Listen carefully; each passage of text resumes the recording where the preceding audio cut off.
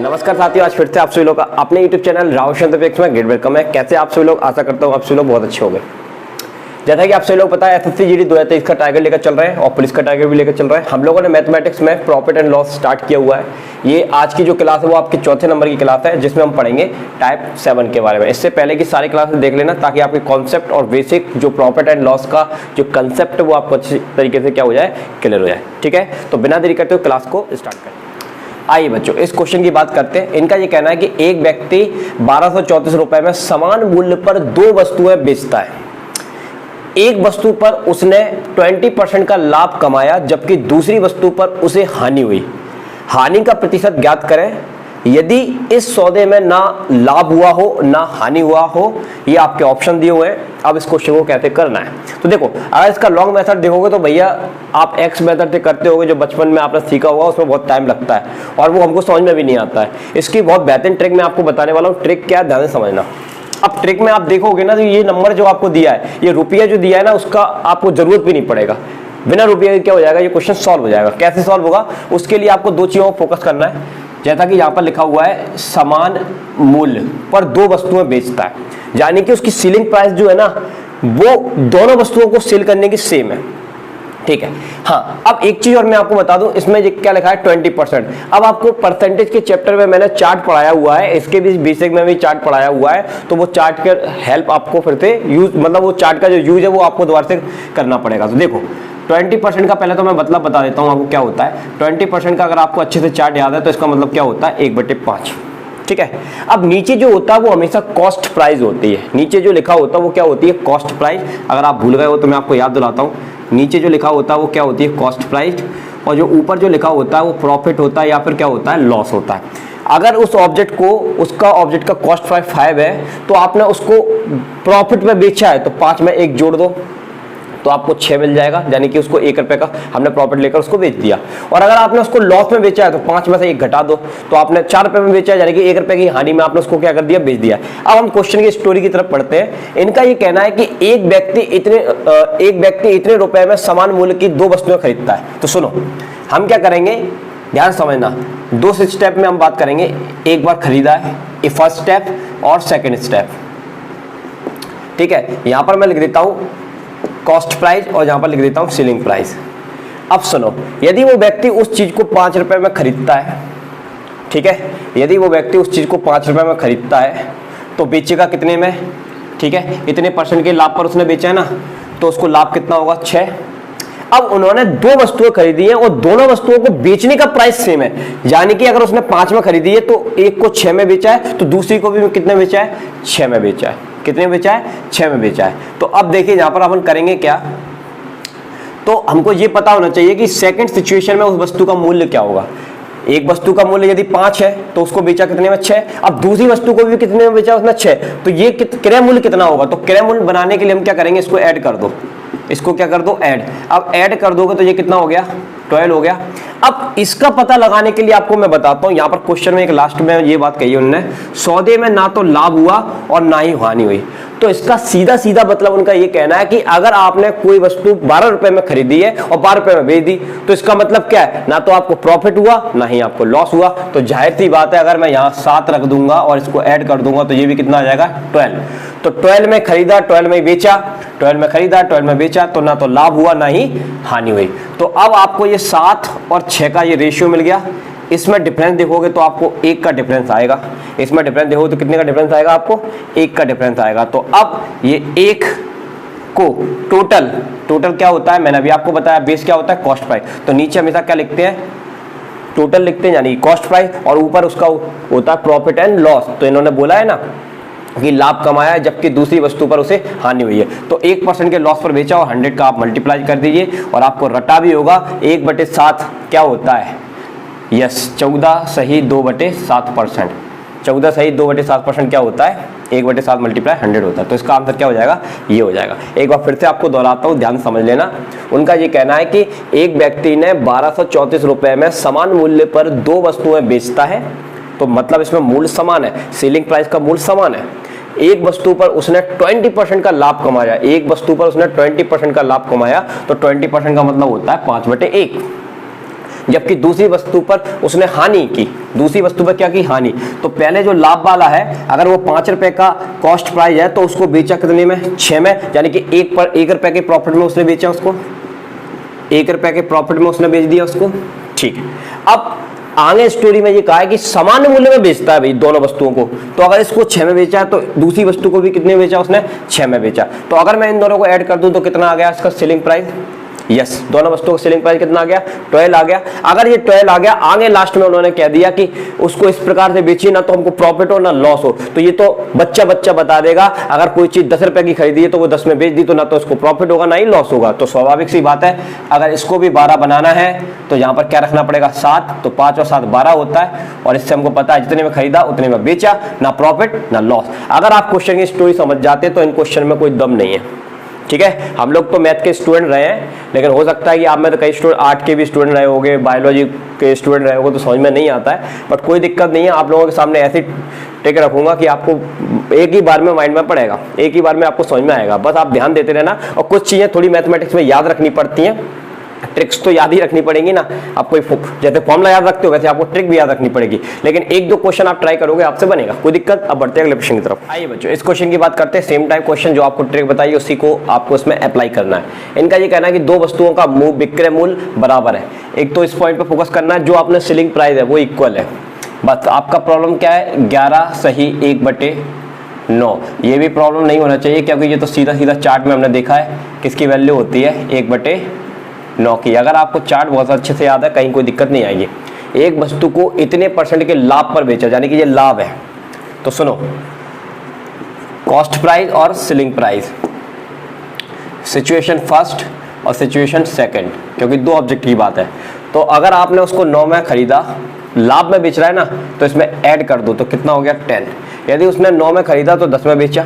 ठीक है, अब 10 में बेचा तो दूसरी वस्तु को भी तो वो 10 में बेच रहा है, दूसरी वस्तु को भी कितने में बेच रहा है, 10 में बेच रहा है। तो जाहिर सी बात है, ये कितना हुआ, 20 हुआ, तो ये कितना होना चाहिए, 11 होना चाहिए, ताकि ये भी कितना हो जाए, 20 हो जाए। बस अब आपको पता है यहाँ पर 11 रेशियो कितना हो गया, 10, और दोनों में लॉस कितना है, 1 का, और ये 1 बटे क्या करोगे आप, टोटल वस्तु है ना 11, मल्टीप्लाई क्या करना है आपको 100, और 1/11 का मतलब आपको अच्छे से पता ही होगा, 9 सही 1/11% होता है। This is our answer. समझ में आया? चलिए अब बढ़ते हैं अगले क्वेश्चन की तरफ। आइए बच्चों, इस क्वेश्चन की बात करते हैं। इनका ये कहना है कि 1 रुपये में 12 टॉफी बेचने पर 20% की हानि होती है। तो 1 रुपये में कितनी टॉफी बेची जाए कि 20 रुपये का उसको क्या हो, लाभ हो। तो 2 बार परसेंटेज दिया, एक बार हानि हो रही है, एक बार लाभ हो रहा है। इस तरह का क्वेश्चन मैंने आपको कल कराया था, लेकिन इसमें थोड़ा सा चेंज है। वो क्या था, ट्रिक क्या बताई थी, यहाँ पर आएगा आपका सेकंड परसेंटेज और यहाँ पर आएगा फर्स्ट परसेंटेज। अब इस वैल्यू की जगह आपको क्या करना है वो जरा समझ लीजिए। एक चीज़ मैं बताता हूँ यहाँ पर, मान लीजिए 10 रुपये में आपकी 2 टॉफीस आ रही हैं। कितनी टॉफीस आ रही हैं, 2। ओके, तो एक टॉफी का क्या मूल्य होगा, तो ये 2 है, इस 2 को मैं नीचे ले जाऊँ, ठीक है, तो मेरे को एक टॉफी का क्या पता चल जाएगा, मूल्य पता चल जाएगा। किसका पता चल जाएगा, एक टॉफी का। ठीक है, कितना, 5 रुपया। तो यानी कि एक टॉफी कितने रुपए की होगी, 5 रुपए की होगी। अगर 10 रुपये में 2 टॉफी आती हैं तो एक टॉफी कितने की आएगी, तो 2 को नीचे ले जाइए तो आपको पता चल जाएगा 5 रुपये में क्या आएगी, एक टॉफी आएगी आपके। ठीक है, हाँ। तो अब इसमें आपको क्या देखना है कि ये जो चीज़ लिखी है रुपया, रुपया जो होगा वो ऊपर आएगा हमेशा, और क्वांटिटी जो होगी वो कहाँ आएगी, नीचे आएगी। तो बस इस वैल्यू के स्थान में हमारी ट्रिक में केवल यही चेंज आएगा कि रुपया जो होगा वो ऊपर आएगा, और जो क्वांटिटी होगी वो कहाँ आएगी, नीचे आएगी। बस, और ट्रिक में कोई चेंज नहीं है, यही आपका आंसर है। ठीक है, अब देखो भाई, अब ये क्या कह रहा है हमसे कि 1 रुपये में 12 टॉफी खरीदी। तो 1 रुपये में उसने 12 टॉफी खरीदी, तो रुपया ऊपर, टॉफी कितनी है, नीचे।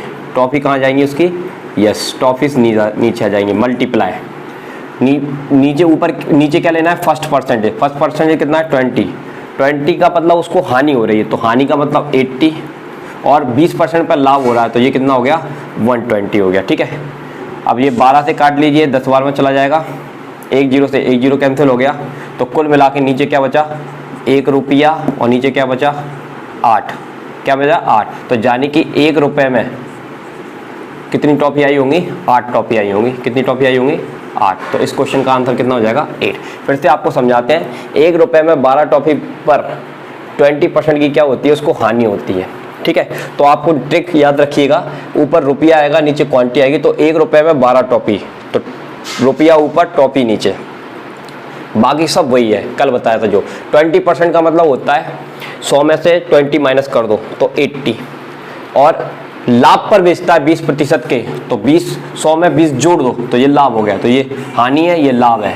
बस सिंपल कैंसिलेशन करिए, और जो नीचे लिखा है वो आपका क्या है, क्वांटिटी है, ऊपर लिखा है रुपया। तो 1 रुपया में कितनी टॉफी बेची उसने, कितनी टॉफी आ रही है, 8 टॉफी आ रही है। कोई दिक्कत? अब बढ़ते इसी तरह के और क्वेश्चन की तरफ।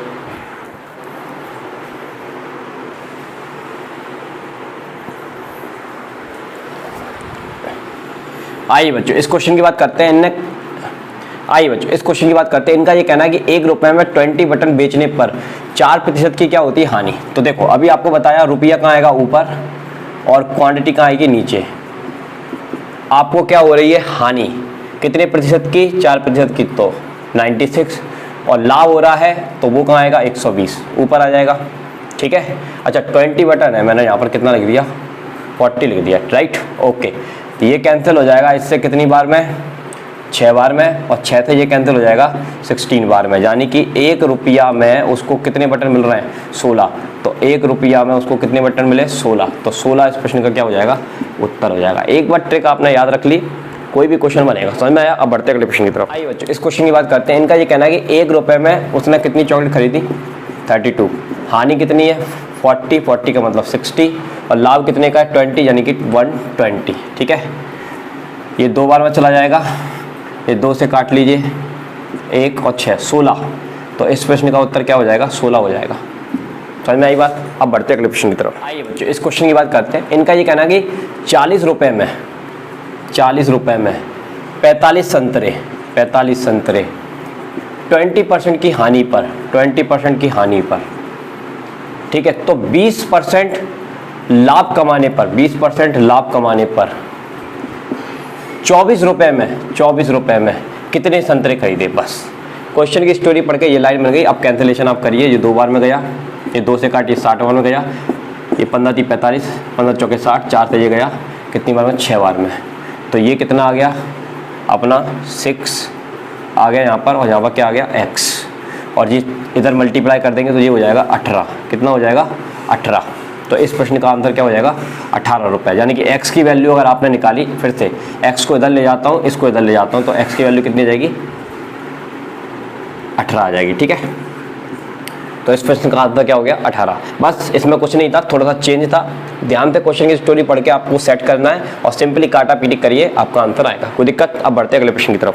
आइए बच्चों इस क्वेश्चन की बात करते हैं। इनका ये कहना है कि 1 रुपये में उसने कितनी वस्तुएं खरीदी, 4 वस्तुओं को बेचने पर एक व्यक्ति को 4% की हानि हुई मतलब 96। ठीक है, यदि वह 1 रुपये में 3 वस्तुएं खरीदता है, कितनी वस्तुएं खरीदता है, 3 वस्तुएं खरीदता है, तो उसे कितने का प्रतिशत का लाभ होगा। यानी कि ये हमको निकालना है, लाभ का प्रतिशत निकालना है। ठीक, तो ये 3 से तो पहले कैंसिल कर लो, ये 32 बार में चला जाएगा। अब 32 का दुगना 64, 64 का दुगना 128। ठीक है, अब ये जो 128 आया है, ये 128 क्या है, लाभ है। क्या है, लाभ। इसमें से 100 माइनस कर दो पहले तो आपको पता चल जाएगा एक्चुअल लाभ कितना है। तो एक्चुअल में उसको लाभ कितना हुआ है, 28। आपको पता है पिछले क्वेश्चन में मैंने क्या कहा था, आपको हमेशा 100 में चीज़ों को जोड़ना है।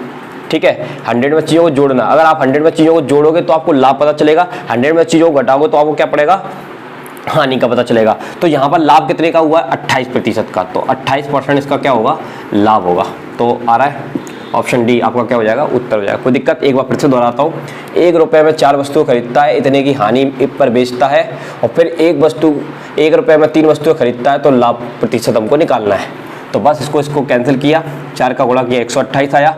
ऊपर बताना है लाभ। तो देखो 128 में से लाभ का मतलब देखो, समझो चीज़ क्या है, 100। हर चीज़ अपने आप में कितनी, 100 से ऊपर आया है, 100 से ऊपर आया, जितना ऊपर आया वही तो लाभ है। तो कैसे पता लगाओगे, 100 में से माइनस कर दो तो आपको पता चल जाएगा कि लाभ का परसेंटेज क्या है। कोई दिक्कत? अब बढ़ते अगले क्वेश्चन की तरफ। आइए बच्चों इस क्वेश्चन को स्टार्ट करने से पहले आपको गोल्डन रूल बताते हैं। गोल्डन रूल क्या है कि अगर आपको रुपया दिया हो तो आपका जो बेस होगा वो कॉस्ट प्राइस होगी, यानी कि क्रय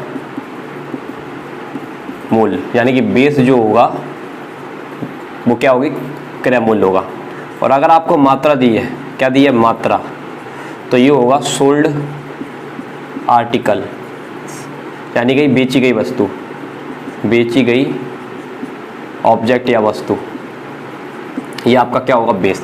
अब बेस क्या होता है, जैसे ये लिखा है 2/5, तो ये 5 जो है जो नीचे जो लिखा है उसी को हम बेस कहेंगे, क्या कहेंगे, बेस। तो ये नियम याद रखिए, डन। चलिए अब आपको इस क्वेश्चन की ट्रिक भी बताएंगे और इसको सॉल्व कैसे करना है उसको भी बताएंगे। देखो 1500 रुपये में 50 समोसे खरीदे, 1500 रुपये में उसने 50 समोसे खरीदे, यानी कि ये क्वांटिटी है, क्या है, क्वांटिटी, ओके। और उतने ही रुपए में, यानी कि 1500 रुपये में ही उसने 40 समोसों को बेच दिया, ठीक है। लाभ या हानि बताइए, लाभ या हानि का हमको परसेंटेज बताना है, कोई दिक्कत वाली बात नहीं है। पहली चीज तो आपको यहाँ पर देख कर ही समझ में आ रही होगी, एक बंदे ने 1500 रुपये में 50 समोसे खरीदे और 1500 रुपये में 40 बेच दिए, यानी कि 40 समोसे बेचने पर ही उसको 1500 रुपये मिल गए। तो जाहिर सी बात है 10 एक्स्ट्रा बचे होंगे, 10 एक्स्ट्रा बचे होंगे कि नहीं होंगे, तो वो 10 एक्स्ट्रा बचे हैं तो उन पर वो क्या कमाएगा, प्रॉफिट कमाएगा, ठीक है। तो ये तो समझ में आ गया कि इसमें क्या होने वाला है, प्रॉफिट। अब आपको क्या करना है, इनका डिफरेंस निकालना है, इनका आपस में डिफरेंस निकालना है। ये तो कैंसिल हो ही गया, खत्म करो इसको। इनका आप डिफरेंस निकालोगे तो कितना आएगा, 10 आएगा, ठीक है, कितना आएगा, 10। अब 10 के नीचे को आप क्या रखनी है, क्वांटिटी रखनी है, 10 के नीचे आपको क्या रखनी है, क्वांटिटी। तो क्वांटिटी कितनी है, देखो खरीदा कितने में था, 1500 के 50 खरीदे थे, बेचे कितने में, 40। तो हमेशा नीचे क्या आएगी, क्वांटिटी, अभी आपको बताया ना, ठीक है। तो रुपया तो कट गया, बचा क्वांटिटी, तो बेस क्या रहेगा, क्वांटिटी रहेगी। और 100 से आप मल्टीप्लाई कर दीजिए, 10 से 10, तो ये आंसर आ गया आपका 25%, ठीक है। तो ये तो थी ट्रिक, आपसे तुरंत आंसर आया। अब यदि अगर हम इसको करें बेसिक फंडे से करें, 1500 रुपये में 50 समोसे खरीदे और फिर उसने उतने ही रुपए में, ठीक है, 40 समोसे बेचे। इसको कैंसिल करोगे 3 आएगा, इसको कैंसिल करोगे 3.75 आएगा। इसका डिफरेंस कितना आएगा, 0.75 आएगा। अब ये जो 0.75 आया है उसको 3 से आप डिवाइड करोगे, 100 का मल्टीप्लाई करोगे, आपका आंसर आ जाएगा 25%।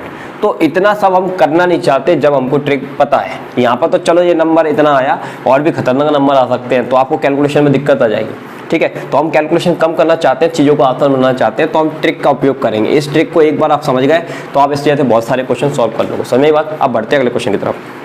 आइए बच्चों, इस क्वेश्चन की बात करते हैं। इनका ये कहना है कि 10 रुपये में उसने 25 चॉकलेटें खरीदी, उतने ही रुपए में, ठीक है, 15 चॉकलेटें बेची। अब आपको समझ में आना चाहिए 10 रुपये में लाया कितनी, 25, और 10 रुपये में 15 में उसको 10 रुपये मिल गए, 15 में उसको 10 रुपये मिल गए। तो जाहिर सी बात है 25 चॉकलेटों को 10 में लाया था, 15 में ही 10 रुपये कमा लिए। तो अब जितनी बची हैं 10, उसमें वो एक्स्ट्रा पैसे कमाएगा कि नहीं कमाएगा, तो जाहिर सी बात है प्रॉफिट होगा उसको।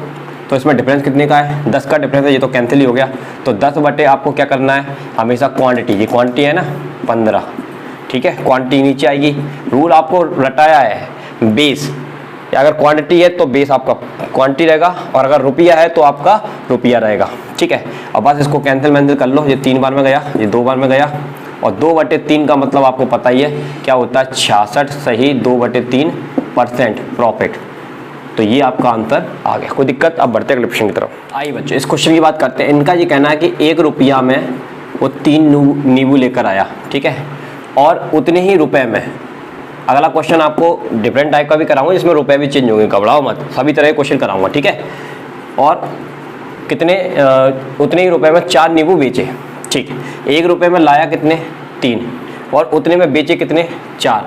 इनके बीच में अगर आप डिफरेंस निकालो तो कितना है, 1 का डिफरेंस है। तो 1 रुपये में लाया कितने, 3 नींबू, लेकिन 1 रुपये में नामाकुल बेच कितना है, 4 बेच रहा है। तो उसको फायदा हो रहा है या लॉस हो रहा है, नुकसान हो रहा है, तो जाहिर सी बात है लॉस ही हो रहा है। तो कोई दिक्कत नहीं है, 1 बटे, और नीचे हमें क्वांटिटी लिखनी है, तो क्वांटिटी कितनी है, 4, और मल्टीप्लाई आपको 100 करना है, और 1/4 का मतलब आपको पता ही होगा 25 होता है, तो 25% क्या होगा, लॉस होगा। ये भी ध्यान देना कि यहाँ प्रॉफिट लिखा है, यहाँ लॉस लिखा है, क्लियर। अब बढ़ते अगले क्वेश्चन की तरफ। आइए बच्चों, इस क्वेश्चन की बात करते हैं। इनका ये कहना है कि 5 रुपया